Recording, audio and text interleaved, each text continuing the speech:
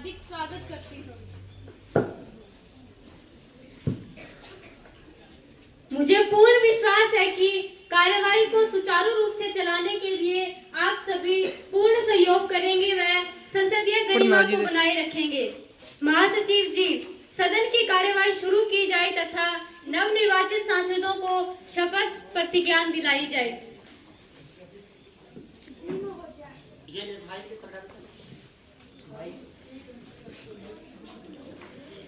संसदीय निर्वाचित क्षेत्र हिसार से नवनिर्वाचित युवा सांसद कुमारी एकता को संसद की सदस्यता ग्रहण करने के लिए आमंत्रित किया जाता है।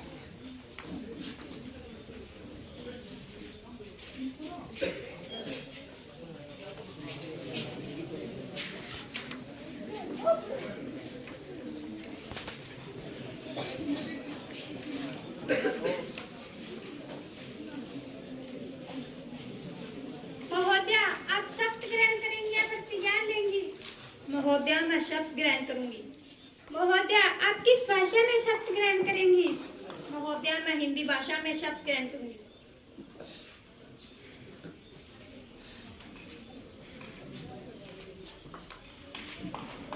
मैं कुमारी एकता, जो हिसार से युवा सांसद निर्वाचित हुई हूँ, मैं सत्यनिष्ठा से शपथ लेती हूँ कि विधि द्वारा स्थापित भारत के संविधान के प्रति श्रद्धा रखूंगी, देश की प्रभुसत्ता और एकता को बनाए रखूंगी।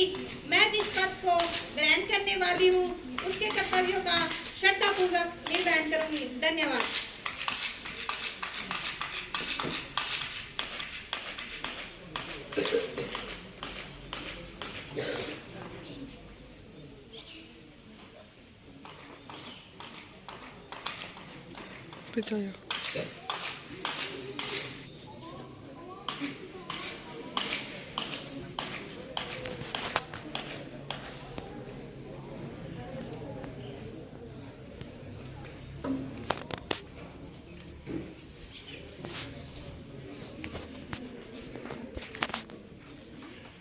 संसदीय निर्वाचित क्षेत्र वायनाड से नवनिर्वाचित युवा सांसद कुमारी किरणा को संसद की सदस्यता ग्रहण करने के लिए आमंत्रित किया जाता है।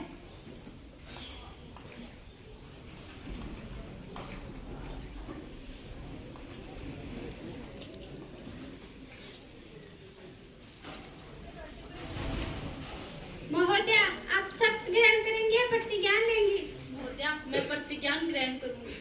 महोदया, आप किस भाषा में प्रतिज्ञान ग्रहण करना चाहेंगी? महोदया, मैं हिंदी भाषा में प्रतिज्ञान ग्रहण करना चाहूंगी।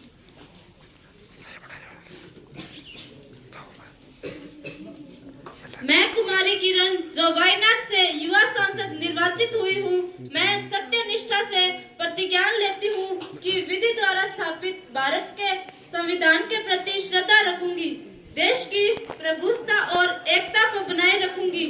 मैं जिस पद को ग्रहण करने वाली हूँ उसके कर्तव्यों का श्रद्धापूर्वक निर्वहन करूंगी। धन्यवाद।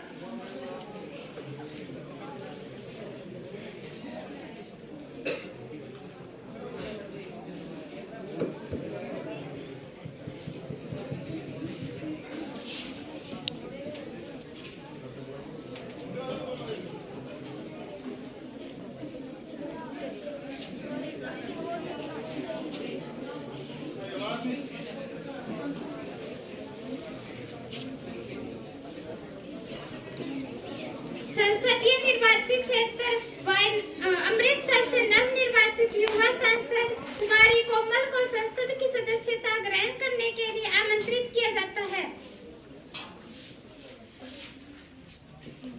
कोमल कहाँ से आ रही है? उसकी तरफ घुमा है, उस पर फोकस कर।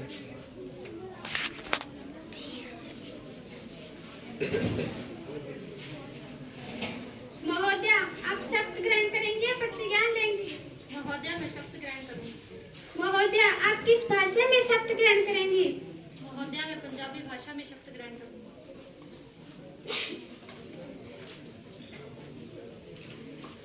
मैं कुमारी कोमल, जो कि अमृतसर तो युवा सांसद चुनी गई हाँ, मैं रब दी सौं खानी हाँ कि भारत ਦੇ ਸੰਵਿਧਾਨ ਦੇ ਪ੍ਰਤੀ ਸ਼ਰਧਾ ਰੱਖਾਂਗੀ ਅਤੇ ਇਸ ਦੀ ਏਕਤਾ ਅਤੇ ਪ੍ਰਭੂਸੱਤਾ ਨੂੰ ਬਣਾਏ ਰੱਖਾਂਗੀ। ਉਹ ਪਦ ਜਿਸ ਨੂੰ ਮੈਂ ਧਾਰਨ ਕਰਨ ਵਾਲੀ ਹਾਂ, ਉਸ ਡਿਊਟੀ ਦਾ पालन करांगी। धन्यवाद।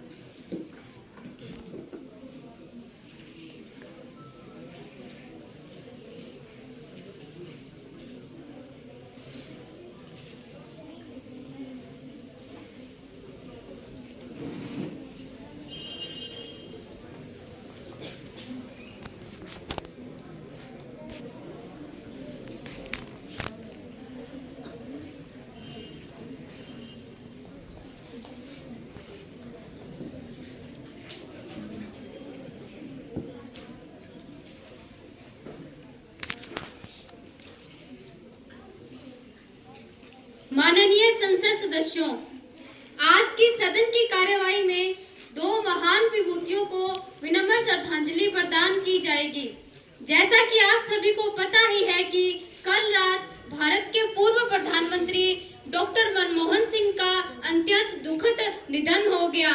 उनके निधन से राष्ट्र में शोक की लहर फैल गई। राष्ट्र के शोक की इस घड़ी में मैं अपनी ओर से व सभा के माननीय सदस्यों की ओर से दिवंगत पुण्यात्मा को विनम्र श्रद्धांजलि अर्पित करती हूं तथा उनके प्रियजनों के दुखद समय में उनको संबल प्रदान करती हूं। और दूसरे, भारत के अनमोल रत्न रतन टाटा जी का 86 वर्ष की आयु में बीमारी के चलते निधन हो गया। उन्होंने हर मुश्किल परिस्थितियों में देश की सहायता की थी।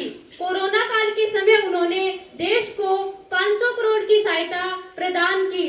जब पूरा देश कोरोना जैसी महामारी से जूझ रहा था, तब वो आगे आए और उन्होंने अपनी सहायता प्रदान की।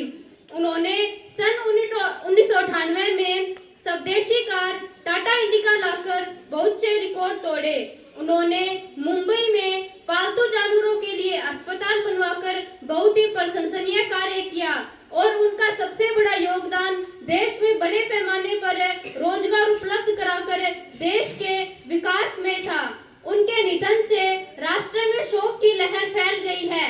राष्ट्र के शोक की इस घड़ी में मैं अपनी ओर से व सभा के माननीय सदस्यों की ओर से दिवंगत पुण्यात्मा को विनम्र श्रद्धांजलि अर्पित करती हूँ तथा उनके शोक संतप्त परिवार और उनके परिवारजनों के प्रति अपनी गहरी संवेदना प्रकट करती हूँ। माननीय प्रधानमंत्री जी,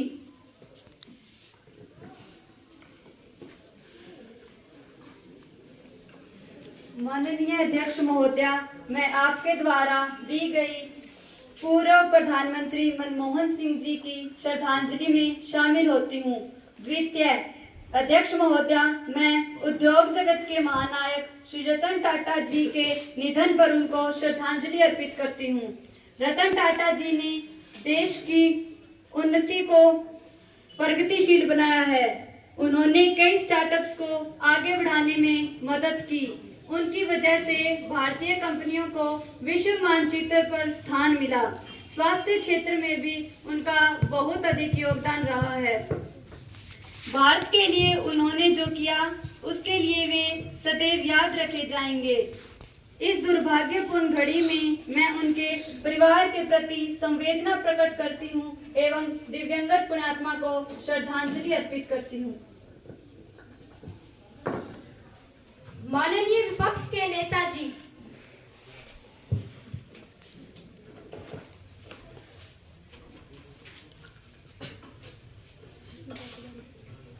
माननीय अध्यक्ष महोदया, मैं आपकी और सदन के नेता द्वारा अर्पित की गई श्रद्धांजलि में शामिल होते हुए माननीय पूर्व प्रधानमंत्री मनमोहन जी की श्रद्धांजलि में शामिल होते हुए एवं विपक्ष के सदस्यों को शामिल करते हुए अपनी भावनाएं प्रकट करती हूँ तथा ईश्वर से उनकी आत्मा की शांति के लिए प्रार्थना करती हूँ।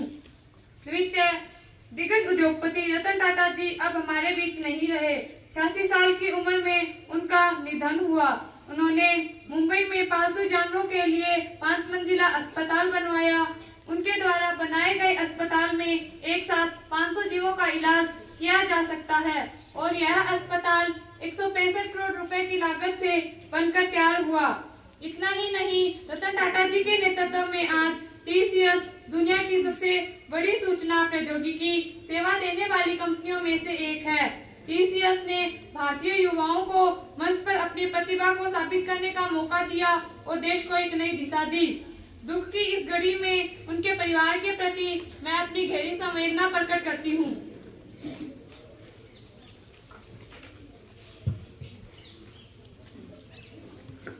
माननीय सदस्यगण अपना शोक प्रकट करने के लिए 2 मिनट का मौन धारण करेंगे।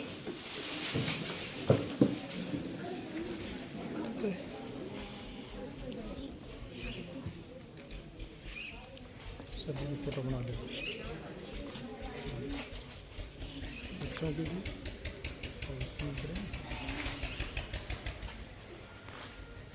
अध्यक्ष महोदय दिखा कौन भी फोटो बना दी टेट होगी मेरी भी बना दी बैठ के दर्शक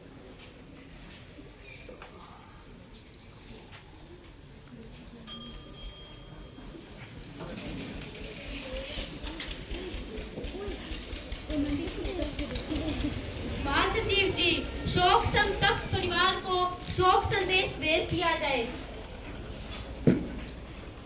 जी महोदया, भेज दिया जाएगा। माननीय सदस्यगण, आपको यह जानकारी देते हुए अपार हर्ष हो रहा है कि आज हमारे सदन की कार्यवाही को देखने के लिए विदेशी मेहमान उपस्थित हुए हैं। मैं अपनी ओर से व सभा के माननीय सदस्यों की ओर से इन मेहमानों का सदन में पधारने पर हार्दिक स्वागत करती हूँ, अभिनंदन करती हूँ व धन्यवाद करती हूँ कि इन्होंने हमारे सदन की शोभा बढ़ाई है। अब मैं सदन का इन मेहमानों से परिचय करवाती हूँ। अमेरिका से कमला हैरिस। नमस्ते। जापान से एरिको टुंगा।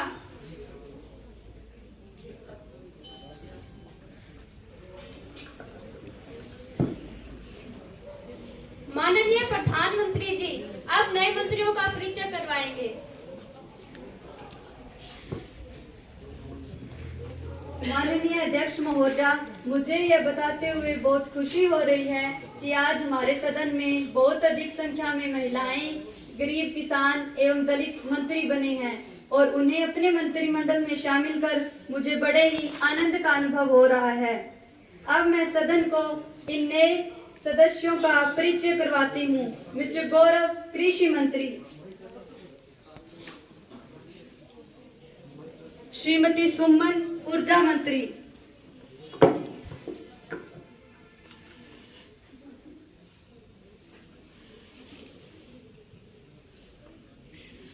अब प्रश्नकाल आरंभ होता है।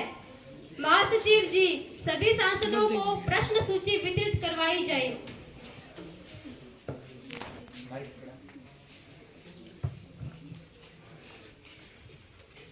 जी महोदया, प्रश्न सूची वितरित करवाई जा रही है।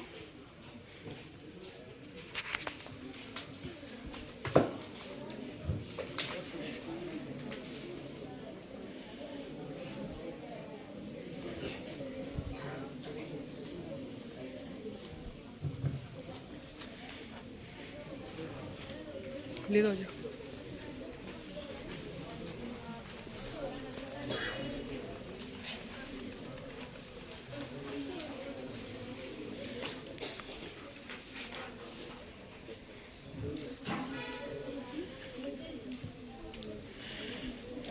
प्रश्न संख्या 201, कुमारी मोनिका।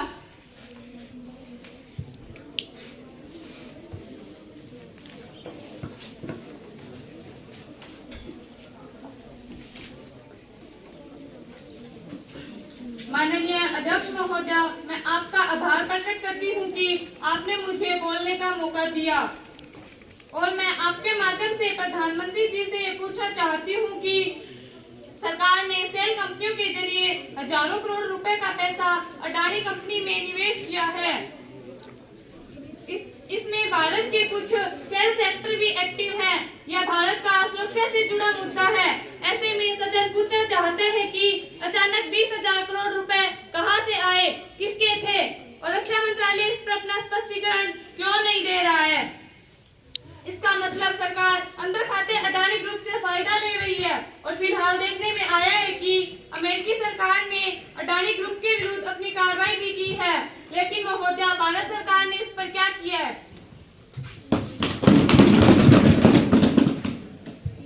माननीय प्रधानमंत्री जी,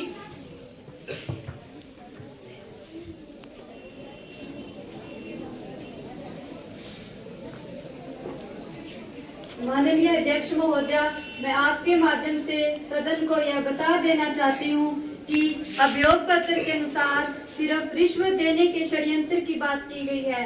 इसका कोई साक्ष्य नहीं है कि रिश्वत दी गई है। यह भारत की ग्रोथ स्टोरी को रोकने की एक साजिश है। यह एक झूठ की राजनीति है। LIC, SBI तथा वित्त मंत्री ने अपनी रिपोर्ट पेश कर दी है और फिर भी इस मुद्दे पर सवाल उठाए जा रहे हैं, तो ये तो सदन का समय बर्बाद करना है। जो स्वयं भ्रष्टाचार से लिप्त हैं, वो आज हम पर उंगली उठा रहे हैं। इससे सरकार की कार्यप्रणाली में विघ्न डाला जा रहा है। आज अंबानी, अडानी और रतन टाटा जैसे व्यापारियों के कारण ही भारत की अर्थव्यवस्था अंतर्राष्ट्रीय स्तर पर 5वें स्थान पर है और विपक्षी दल द्वारा लगाए गए आरोप पूरी तरह बेबुनियाद हैं। मुझे यह बताते हुए बहुत खेद हो रहा है कि बिना किसी दस्तावेज के अभद्र टिप्पणी की गई है। यह केवल सदन की कार्यवाही को रोकने की एक साजिश है और इसमें अमेरिका की सरकार का भी हाथ है। अगर चोरी और सीनाजोरी का उदाहरण देखना हो तो कांग्रेस पार्टी से देखना चाहिए। कांग्रेस ने मानव संघ के लोगों को 2G स्पेक्ट्रम के लाइसेंस दिए और देश को 1,96,000 करोड़ रुपए का नुकसान हुआ। और बोफोर्स कांड में भी कांग्रेस दल के कई नेताओं पर यह आरोप है कि उन्होंने केस के अभियुक्तों को भगाने का काम किया है।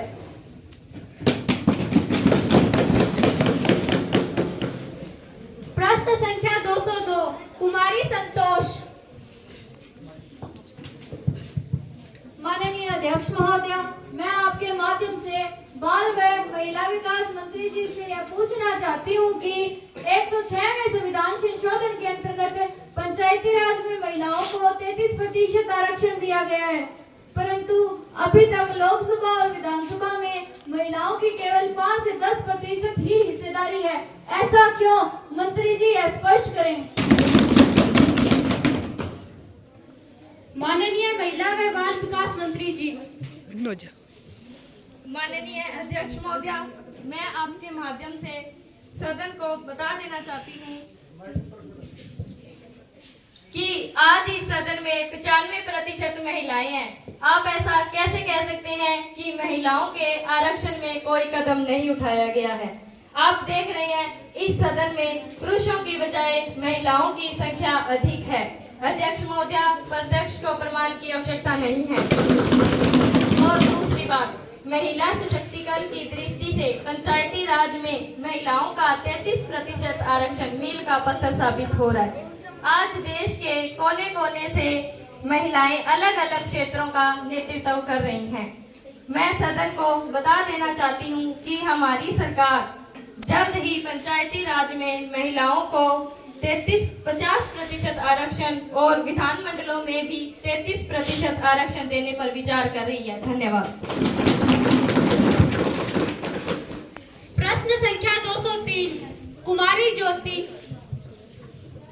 माननीय अध्यक्ष महोदया, मैं आपके माध्यम से परिवहन मंत्री से यह पूछना चाहती हूँ कि बढ़ते हुए वाहनों के कारण सड़कें तंग व भीड़ भरी है। इससे सड़कों पर ट्रैफिक जाम हो जाता है। इसका क्या कारण है? इस पर सरकार क्या कर रही है? माननीय सड़क व परिवहन मंत्री जी। माननीय अध्यक्ष महोदया, मैं आपका तहे दिल से धन्यवाद करना चाहती हूँ कि आपने मुझे सदन में बोलने का मौका दिया। माननीय अध्यक्ष महोदया, मैं आपके माध्यम से सदन को बता देना चाहती हूँ कि सदन द्वारा लगाए गए आरोप निराधार हैं। क्या सदन को दिखाई नहीं दे रहा? सदन की आंखें बंद हैं कि आज भारत सरकार ने सड़कों के विषय में कितनी तरक्की कर ली है।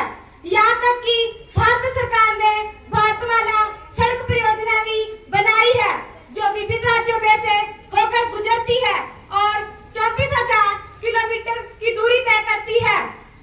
भारत सरकार ने ट्रैफिक जैम और भीड़ भड़के को देखते हुए चौड़ी सड़कें एवं लंबी सड़कों का निर्माण किया है। यहाँ तक कि गांव से शहरों के लिए पक्की सड़कें बनवाई है। अध्यक्ष महोदया, मैं समय की कदर करते हुए विपक्ष को कह देना चाहती हूँ कि ऐसे बेबुनियाद सवाल पूछकर सरकार को गुमराह किया जा रहा है और सदन का वक्त जाया हो रहा है। अनुपूरक प्रश्न कुमारी नीतू।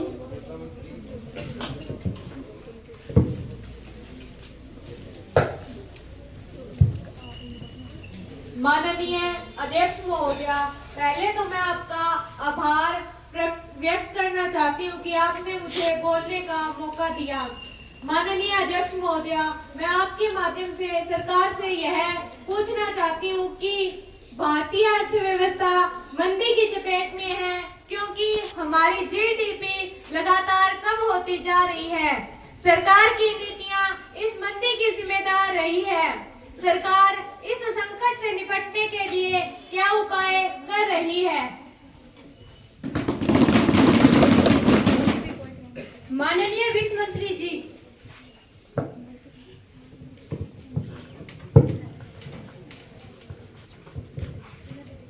माननीय अध्यक्ष महोदया, मैं आपके माध्यम से सदन को यह बता देना चाहती हूँ कि विपक्षी दल के द्वारा लगाए गए आरोप निराधार है। भारत की जीडीपी में निरंतर वृद्धि हो रही है। वर्तमान में यह 3.6 ट्रिलियन डॉलर पहुंच गया है, जो 2014 में 2 ट्रिलियन डॉलर से एक बहुत बड़ी छलांग है। भारत की अर्थव्यवस्था 10वीं सबसे बड़ी अर्थव्यवस्था हुआ करती थी, लेकिन अब यह 5वीं सबसे बड़ी अर्थव्यवस्था बन गई है। हमारी जीडीपी की वृद्धि दर 7% है, जो दुनिया की सबसे तेज गति से बढ़ती हुई अर्थव्यवस्था में से एक है। भारत की अर्थव्यवस्था इतनी बड़ी है कि इसने विश्व के बड़े बड़े देशों को पीछे छोड़ दिया है। प्रश्न संख्या 204 कुमारी प्रीति।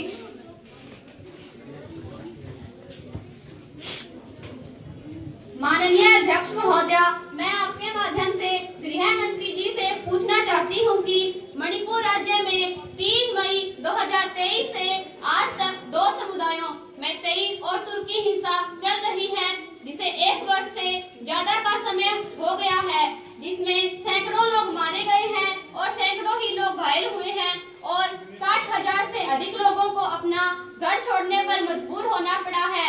मणिपुर हिंसा को रोकने में सरकार आज तक विफल रही है।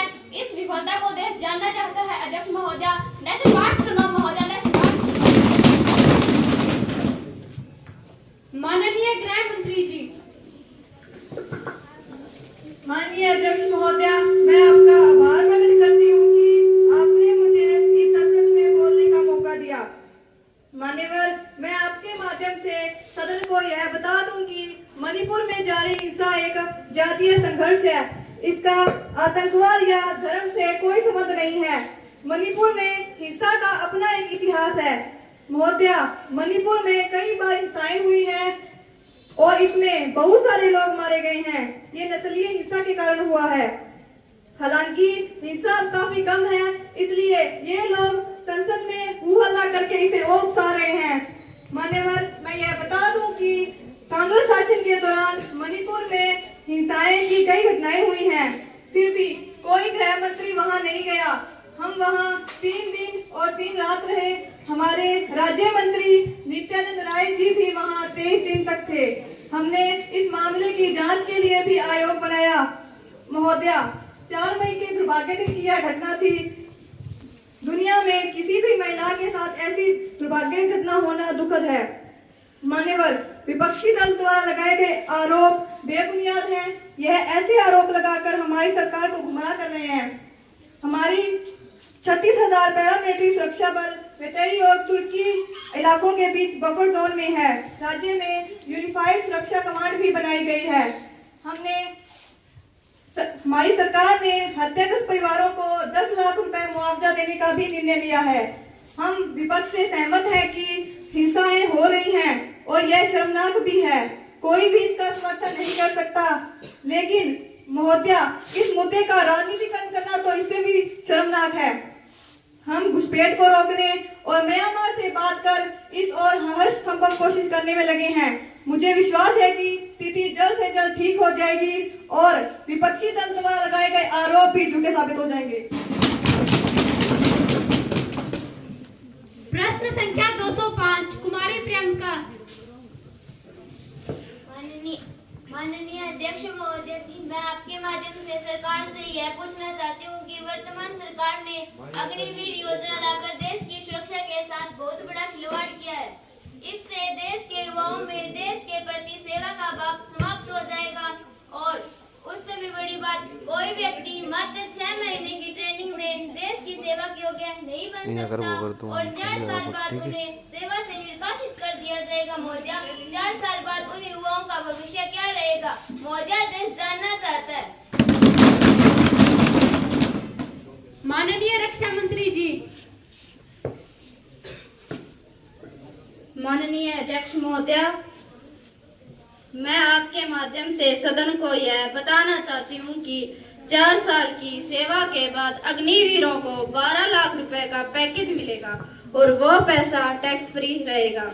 मैं सदन को बता देना चाहती हूँ कि अगर किसी अग्निवीर के साथ ड्यूटी के दौरान कोई भी अनहोनी हो जाती है तो उसके परिवार को 48 लाख रुपए का बीमा कवर सरकार के द्वारा करवाया जाएगा।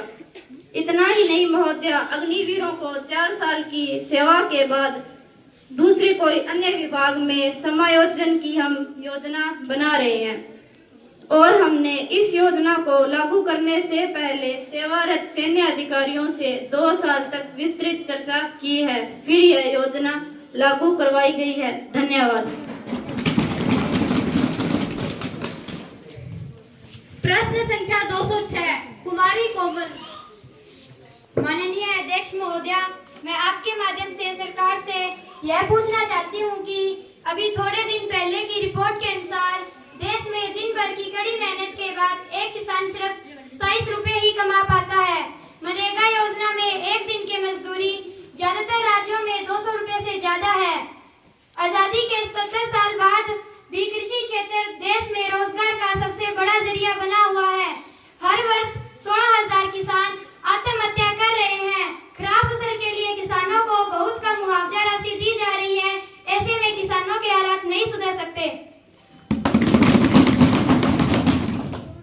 माननीय कृषि मंत्री जी। माननीय अध्यक्ष महोदय, मैं आपके माध्यम से सदन को बता देना चाहता हूं कि प्रधानमंत्री किसान सम्मान निधि योजना भारत सरकार की एक पहल है जो किसानों को न्यूनतम आय सहायता के रूप में प्रति वर्ष 6,000 रुपए तक देती है। इस पहल की घोषणा पूर्व कृषि मंत्री ने की थी। भारत के अंतरिम केंद्रीय बजट 2019 के दौरान की थी। इस योजना की लागत 75,000 करोड़ रुपए के बराबर है। प्रति वर्ष और दिसंबर 2018 में लागू हुआ और प्रधानमंत्री किसान मानधन योजना के तहत किसानों को 60 वर्ष की आयु प्राप्त करने के बाद प्रति माह 3,000 रुपए की न्यूनतम पेंशन मिलेगी और यदि किसान की मृत्यु हो जाती है तो किसान की पत्नी को पारिवारिक पेंशन के रूप में पेंशन का 50% प्राप्त करने का अधिकार होगा। और महोदय, मैं आपको बता देना चाहता हूं कि प्रधानमंत्री फसल बीमा योजना किसानों को उनकी उपज के लिए एक बीमा सेवा है। इसे वन नेशन वन स्कीम के अनुरूप तैयार किया गया था, जिससे पहले की 2 योजनाओं राष्ट्रीय कृषि बीमा योजना को उनकी सर्वोत्तम विशेषताओं को शामिल करके और अंतर्निहित कमियों को दूर करके प्रतिस्थापित किया गया। इसका उद्देश्य किसानों पर प्रीमियम का बोझ कम करना और पूरी बीमित राशि के लिए फसल बीमा दावे का शीघ्र निपटान करना है।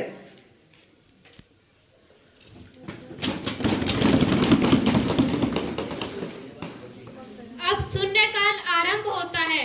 कुमारी तमन्ना।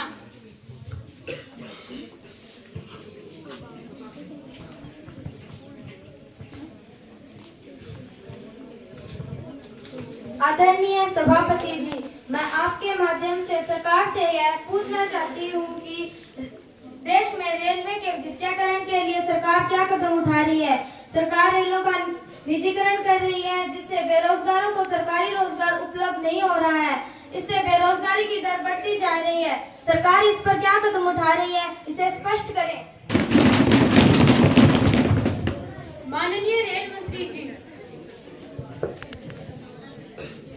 आदरणीय सभापति जी, मैं विस्तार पूर्वक विपक्ष को बता देना चाहती हूँ कि सरकार ने रेलवे लाइनों के काफी कदम उठाए हैं। आप यह प्रश्न न करें जिसका कोई कारण नहीं है, क्योंकि सरकार ने भारत की बढ़ती हुई जनसंख्या की एक क्षेत्र से दूसरे क्षेत्र में आदान प्रदान करने की परेशानियों को देखते हुए रेलवे लाइनों के काफी कदम उठाए हैं। क्योंकि फिलहाल तो सरकार ने संसद की सोच से परे भी हाइड्रोजन रेलवे लाइन की स्थापना की है, जो आज के समय में काफी विकासशील होती जा रही है। सरकार रेलवे का निजीकरण करने के लिए काम कर रही है, लेकिन बेरोजगारी को कम करने के लिए भी कई योजनाएं चला रही है। प्रधानमंत्री कौशल विकास योजना, युवा समय सहायता समूह है, प्रधानमंत्री रोजगार सृजन कार्यक्रम, दीनदयाल अंत्योदय योजना, महात्मा गांधी राष्ट्रीय ग्रामीण रोजगार गारंटी योजना। इसके अलावा हरियाणा सरकार भी बेरोजगार युवाओं को आर्थिक सहायता देती है। महोदय धन्यवाद। कुमारी कल्पना। माननीय अध्यक्ष महोदय, मैं आपके माध्यम से सरकार से यह पूछना चाहती हूँ कि सरकार प्रतिवर्ष शिक्षा के क्षेत्र में दिए जाने वाले बजट को लगातार कम करती जा रही है। इससे विश्व पटल भारत शिक्षा। सरकार से यह पूछना चाहती हूँ कि इन निर्दोष लोगों की हत्या कब बंद होगी और देश में कब शांति की बहाली होगी। ना हिंदुओं से ना मुसलमानों से मुझे तकलीफ है, बस देश के गद्दारों और बेईमानों से। माननीय गृह मंत्री जी। माननीय अध्यक्ष महोदय, मैं आपके माध्यम से यह बता देना चाहती हूँ कि आतंकवाद भारत की नहीं बल्कि विश्व की गंभीर समस्या है।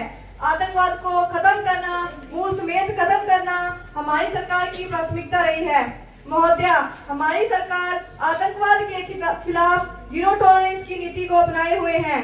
आतंकवाद विरोधी कानूनों को मजबूत और पुख्ता बनाया जा रहा है। हमारी सरकार ने पिछले कुछ वर्षों में आतंकवाद पर नकेल कसने में सफलता हासिल की है। महोदय, एयर सर्जिकल स्ट्राइक तो सभी को याद है। हमारी सेना ने दुश्मन देश में घुसकर आतंकी ठिकानों को ध्वस्त किया था, जिससे आतंकवाद भी बौखला गए थे। NIA, RB जैसी भारत की खुफिया एजेंसियां आतंकवाद के ठिकानों को खुफिया तरीके से ढूंढने में लगी हैं। महोदय, आतंकवाद को रोकने के लिए तटीय सुरक्षा और साइबर सुरक्षा को भी मजबूत बनाया गया है। यह सच है कि आतंकवाद जैसी गंभीर बीमारी से अकेले नहीं लड़ा जा सकता। इसके लिए सभी देशों को एकजुट होना पड़ेगा। मैं भारत की गृह मंत्री होने के नाते यह कहना चाहूंगी कि हमारी सरकारी प्रयासों से आतंकी घटनाओं पर काबू तो पाया जा सकता है, लेकिन आतंकवाद जैसी सोच को एक झटके में खत्म करना मुश्किल है। इसलिए पूरी दुनिया को नैतिक शिक्षा और इंसानियत को बढ़ावा देने की जरूरत है, ताकि आतंकवाद जैसी सोच को दुनिया भर की युवा नकार सके। माननीय शिक्षा मंत्री जी, विधेयक नई शिक्षा नीति 2020 की पुनः स्थापना के लिए अनुमति का प्रयास करें। माननीय अध्यक्ष महोदय, मैं विधेयक नई शिक्षा नीति 2020 की पुनः स्थापना की अनुमति चाहती हूँ। प्रश्न यह है कि विधेयक नई शिक्षा नीति 2020 की पुनः स्थापना के लिए अनुमति दी जाए तो जो प्रस्ताव के पक्ष में है, कृपया वे अपना हाथ खड़ा करें। महासचिव जी, प्रस्ताव के पक्ष वाले सदस्यों की गिनती की जाए। जी माननीय अध्यक्ष महोदय, प्रस्ताव के पक्ष के सदस्यों की गिनती कर ली गई है। और जो प्रस्ताव के विपक्ष में है, कृपया वे अपना हाथ खड़ा करें।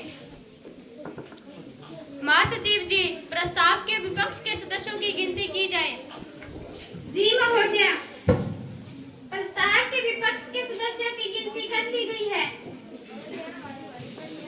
मैं समझती हूँ कि हाँ की जीत है, हाँ की जीत है, हाँ की जीत है। अतः अनुमति दी जाती है। विधेयक का प्रथम चरण समाप्त होता है। अब द्वितीय चरण पर चर्चा होगी। माननीय शिक्षा मंत्री जी। माननीय अध्यक्ष महोदय, मैं विधेयक नई शिक्षा नीति 2020 की पुनः स्थापना करती हूँ।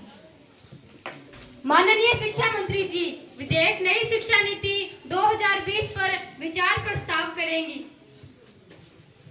माननीय अध्यक्ष महोदय, मैं सदन के समक्ष विधेयक नई शिक्षा नीति 2020 का प्रस्ताव रखती हूँ। प्रस्ताव प्रस्तुत हुआ कि विधेयक नई शिक्षा नीति 2020 पर विचार किया जाए। माननीय शिक्षा मंत्री जी। माननीय अध्यक्ष महोदय, बच्चों की अच्छी शिक्षा हमारी प्राथमिकता है। हमने ऐसी नई शिक्षा नीति निर्मित करने की कोशिश की है जो शैक्षिक परिदृश्य को परिवर्तित कर देगी। यह शिक्षा नीति 34 वर्ष बाद राष्ट्रीय शिक्षा नीति 1986 का स्थान लेगी। इस नई शिक्षा नीति 2020 की प्रमुख बातें इस प्रकार है। नर्सरी में 3 साल से लेकर 18 वर्ष तक +2 कक्षा तक फ्री शिक्षा दी जाएगी। 5वीं तक पढ़ाई मातृभाषा में होगी। अंग्रेजी की अनिवार्यता नहीं रहेगी। बच्चों को 3 भाषाएं सिखाई जाएगी, इंग्लिश, हिंदी और स्थानीय भाषा। बच्चों की कौशल शिक्षा पर बल दिया जाएगा। ऑनलाइन शिक्षा और डिजिटल शिक्षा को बढ़ावा दिया जाएगा। वर्ष 2030 तक 100% युवा और प्रौढ़ साक्षरता का लक्ष्य पूरा किया जाएगा। नई शिक्षा नीति में बोझ कम, शिक्षा ज्यादा दी जाएगी।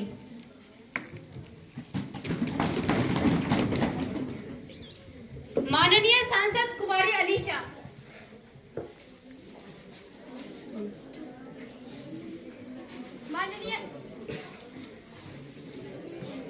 माननीय अध्यक्ष महोदय, मैं इस विधेयक का समर्थन करती हूँ कि यह एक ऐतिहासिक विधेयक है। यह हमारे समाज के लिए मील का पत्थर साबित हो सकती है। नई शिक्षा नीति 2020 सभी की पहुंच, क्षमता, गुणवत्ता एवं वैधता जैसे जवाबदारी जैसे उद्देश्यों पर आधारित है। मैं इस विधेयक का समर्थन करती हूँ। माननीय सांसद कुमारी अर्चना। माननीय अध्यक्ष महोदय, यह विधेयक खामियों से भरा हुआ है। मैं इस विधेयक का विरोध करती हूँ कि नई शिक्षा नीति 2020 में 5-3-3-4 व्यवस्था में बच्चा 3 वर्ष का विद्यालय में प्रवेश लेगा। क्या सभी बच्चे दाखिला ले पाएंगे? क्या यह संभव है? जैसे प्रवासी मजदूरों के बच्चे, घुमतू समुदायों के बच्चे, झुग्गी झोपड़ियों में रहने वालों के बच्चों का दाखिला कैसे हो पाएगा, जो समय समय पर अपना स्थान बदलते रहते हैं? उन बच्चों के लिए इस नई शिक्षा नीति में कोई ठोस प्रावधान नहीं है। मैं इस विधेयक का विरोध करती हूँ।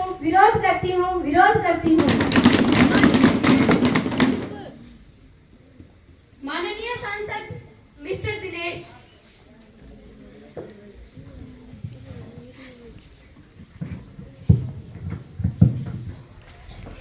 माननीय अध्यक्ष महोदय, मैं आपके माध्यम से सदन को बता देना चाहता हूं कि मुझे तो नई शिक्षा नीति एक राजनीतिक एजेंडा सा लगती है।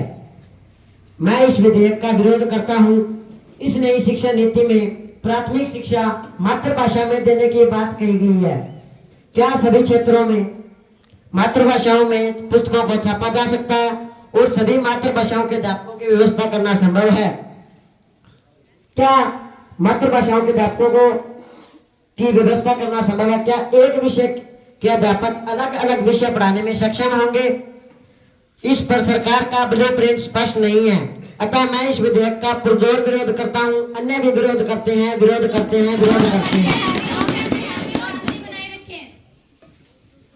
माननीय सांसद मिस्टर अर्शदीप। माननीय अध्यक्ष महोदय, मैं डॉक्टर के कस्तूरी रंगन जी को प्रणाम करता हूं कि जिन्होंने अपने ज्ञान और दूरदर्शिता से बढ़ते भारत में शिक्षा क्षेत्र में 34 वर्षों बाद एक नया सूर्योदय दिखाया है। नई शिक्षा नीति 2020 में तर्क और नए कौशल को प्राथमिकता देता है। प्रत्येक छात्र की क्षमता को सामने लाना है। स्कूल और कॉलेज में मार्शल आर्ट और योग प्रशिक्षण जैसे देकर उनके अंदर के कौशल को निखारा जाएगा। नई शिक्षा नीति से रोजगार के नए अवसर उत्पन्न होंगे, उद्योगों को बल मिलेगा। नई शिक्षा नीति नया सवेरा लेकर आएगी। मैं इसका समर्थन करता हूँ, समर्थन करता हूँ, समर्थन करता हूँ। माननीय शिक्षा मंत्री जी। माननीय अध्यक्ष महोदया, मैं उन सभी सदस्यों की आभारी हूँ जिन्होंने इस विधेयक का समर्थन किया और उनके प्रति भी आभार प्रकट करती हूँ जिन्होंने रचनात्मक आलोचना की। उन सभी सुझावों के प्रति आभारी हूँ जो इस सदन द्वारा दिए गए। इसी के साथ आज की सदन की कार्यवाही स्थगित की जाती है।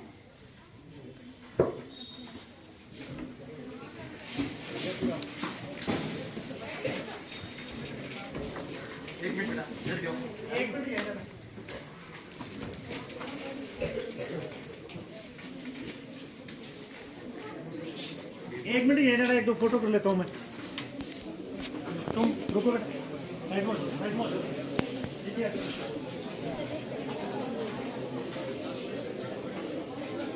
इधर आ जा, अपनी पोजीशन में ऐसे ही रहो। सुभाष जी सर, एक मिनट। सुभाष सर उधर मिले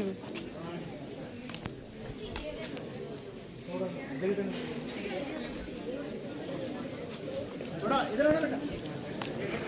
अपना ले जाके फोटो बना ले सोनी।